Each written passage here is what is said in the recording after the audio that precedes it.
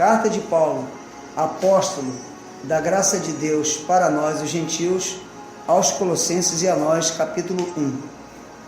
Se as pessoas me perguntassem, Marcos, qual o conselho que você daria como sendo primário para essa geração? Para aqueles que creem que já nasceram de novo, para aqueles que depositam a sua fé e a sua esperança em Jesus, o Cristo ressuscitado. Qual o conselho, Marcos, que você daria? Qual a palavra de exortação? Porque exortar não significa maltratar, não significa depenar, não significa ofender. Exortar significa encorajar, fortalecer, persuadir. O conselho que eu daria, meus irmãos, e que eu dou hoje para a igreja que se reúne aqui na casa do Rafael e para todos os gentios na nação brasileira, porque nas cartas de Paulo e nos escritos dos profetas, nós somos conhecidos como gentios. Quem não é judeu é gentio. E Paulo, nas cartas, deixa bem claro, em quase todas as cartas, ou se não todas, que ele é o apóstolo da parte de Deus o Pai e de nosso Senhor Jesus Cristo. Ele é o apóstolo para nós, os gentios. Paulo diz assim, irmãos, na verdade não é nem uma palavra de ensino. Paulo fala para eles de que forma Paulo orava por eles. Qual era a oração de Paulo em favor daqueles irmãos? E acredito que pelo Espírito Santo é a mesma para nós hoje. É o mesmo padrão de oração. Vamos ver no capítulo 1, como eu disse a vocês, a partir do verso... Paulo está falando aqui para um grupo de irmãos que Paulo recebeu a informação de Epáfras, pelo qual esses irmãos foram instruídos, né? Epáfras foi ministro de Cristo para esse grupo da cidade de Éfeso. Aí Paulo recebe a informação do amor que esses irmãos tinham por Jesus Cristo e uns pelos outros. No verso 7, Paulo diz: conforme fosse instruídos por Epáfras, nosso amado conservo, leal ministro de Cristo, em nosso favor, ele também nos contou do amor que tendes no Espírito. Veja que o amor, queridos, do Evangelho não é um amor mental, não é um amor condicionado se a pessoa me quer bem ou não. Não é um amor condicionado se eu estou recebendo, um exemplo, do Gileade alguma coisa ou não. O amor é pelo Espírito. Aliás, vou dizer-lhes que no Evangelho da Graça tudo é pelo Espírito. Nós nascemos de novo pelo Espírito Santo, fomos regenerados pelo Espírito Santo. A vida de Deus depositada no nosso verdadeiro eu, nascido de novo, foi depositada pelo Espírito Santo. Quando nós cremos em Jesus, esse convencimento para crermos em Jesus é obra do Espírito Santo. A obra santificadora, tendo ela o fortalecimento do nosso homem interior, é obra do Espírito Santo. A renovação da nossa mente, com a revelação da graça para andarmos em níveis de transformações, níveis estes ditos por Paulo aos Romanos e a nós, para conhecermos a boa, a agradável e perfeita vontade de Deus, é pelo Espírito Santo. A mortificação dos impulsos dos nossos membros carnais é pelo Espírito Santo. Tudo é pelo Espírito Santo, irmãos. Então, foi o que Paulo disse aos Gálatas e a nós no capítulo 5, verso 25 da carta dele, a eles e a nós: se vocês vivem pelo Espírito, andem de igual modo sob a liderança do Espírito. Jesus só pode ser gerado em nossas mentes só pelo Espírito Santo. Tudo é pelo Espírito Santo, irmãos. Ele é o nosso mestre, ele é o nosso guia. Ninguém ama o outro senão pelo Espírito Santo. Então não vai ser amar, vai ser apenas um gostar. Vamos lá. Verso de número 9. Por esse motivo, motivos quais já falei com vocês aqui, também nós, desde o momento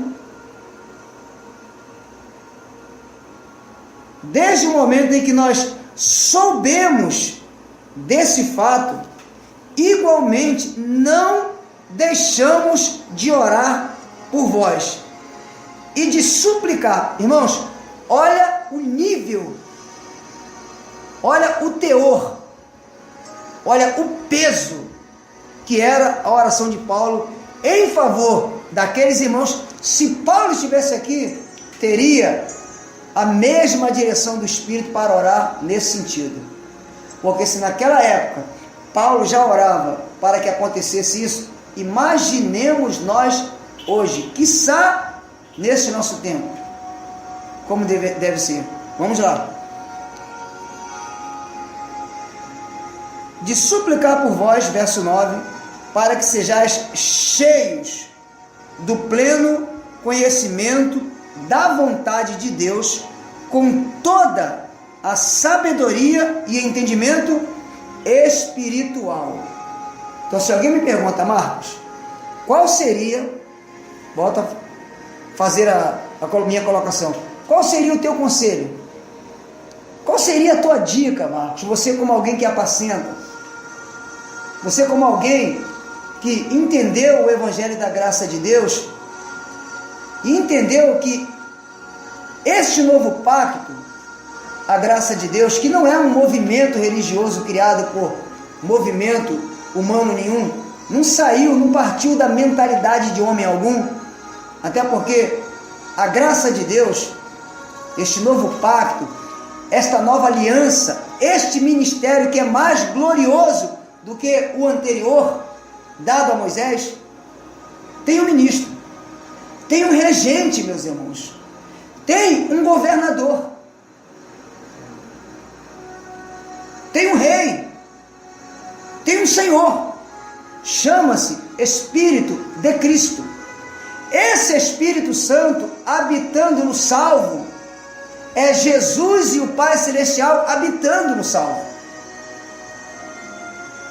Eu e o Pai, disse Jesus em sua manifestação humana ainda, para os primeiros discípulos, e seria assim com todos quantos crescem nele e nascessem de novo, ele disse, eu voltarei a vós e habitarei convosco. Eu e o Pai habitaremos em vós.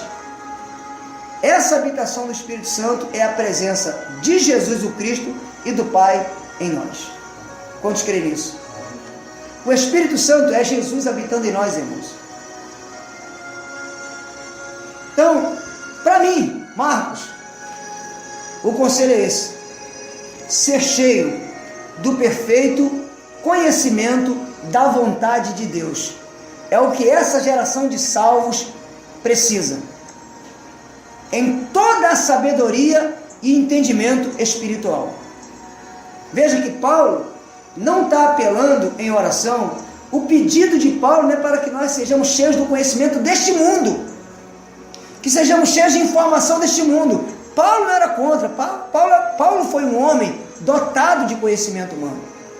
Paulo tinha uma bagagem, Paulo não era um analfabeto, Paulo tinha um conhecimento maior, humano. A bagagem de Paulo, humanamente falando, era maior do que a dos demais apóstolos da circuncisão. Pedro, Tiago, João, eu poderia citar todos aqui, os demais para resumir. Paulo tinha um nível de conhecimento humano, queridos, fora do normal. Como ele cita na carta aos Filipenses e a nós, que poucos da idade dele competiam com ele no conhecimento. Ele sobressaía no conhecimento de informação da lei, dos profetas, conhecimento, eu acredito que o conhecimento de Paulo das coisas do mundo eram grandes. Só que Paulo, a oração de Paulo é para que os salvos do seu tempo, e acredito que pelo Espírito é para nós hoje. É que os salvos, os santos, aqueles que já nasceram de novo, que receberam pela fé a Jesus Cristo como Senhor e Salvador, que receberam pela fé essa reconciliação de Deus o Pai em Cristo para todos os homens, porque a salvação não é para um grupo isolado, irmãos. Paulo não explicita em carta alguma essa ideia. Paulo não alimenta, não reforça essa ideia. Isso é um raciocínio humano, animal e diabólico. Paulo disse que o que Deus fez em Cristo é para todos os homens. Mas eu sei, infelizmente, nem todos creram no passado, nem todos vão crer agora nessa geração, e nem todos crerão no futuro. Mas o que foi feito pelo Pai em Cristo, foi feito por todos os homens. É só ler a carta de Paulo aos Romanos, capítulo 5, capítulo 3, capítulo 9, capítulo 10, todo aquele que o invocar será salvo. Então Paulo não sustenta essas ideias, esses raciocínios que as pessoas têm hoje em nome de graça. Muito cuidado com isso. Eu tenho certeza, eu creio piamente que uma pessoa guiada pelo Espírito Santo não cai nesses enganos. E se entregar ao Espírito Santo, não fica muito tempo nesses enganos. Vai ser arrancado pelo Espírito Santo para andar na verdade da graça. Então, Paulo via essa necessidade dos irmãos serem cheios. Em uma versão antiga diz ser cheio até transbordar do perfeito conhecimento da vontade de Deus em toda a sabedoria e entendimento, não é humano, é espiritual, ou seja, das coisas do Espírito. Porque como novas criaturas agora, irmãos, prestem bem atenção, nós devemos nos ocupar com as coisas espirituais, com as coisas do Espírito. Nós devemos ocupar a nossa mente, que é viciada pelas coisas do príncipe da potestade do ar, do espírito, que agora, nesse exato momento que nós estamos aqui, ele está operando, atuando na mente de bilhões e bilhões de pessoas.